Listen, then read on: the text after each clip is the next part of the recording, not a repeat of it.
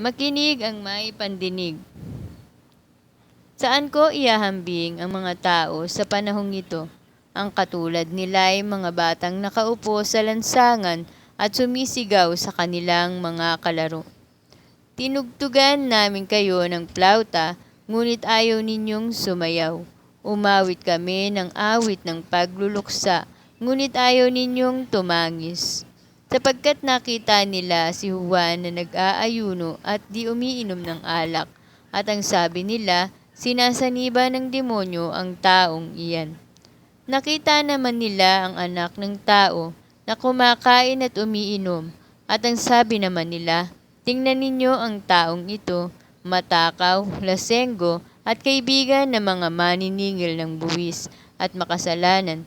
Gayunman, ang karunungan ng Diyos ay napapatunayang tama sa pamamagitan ng mga gawa nito.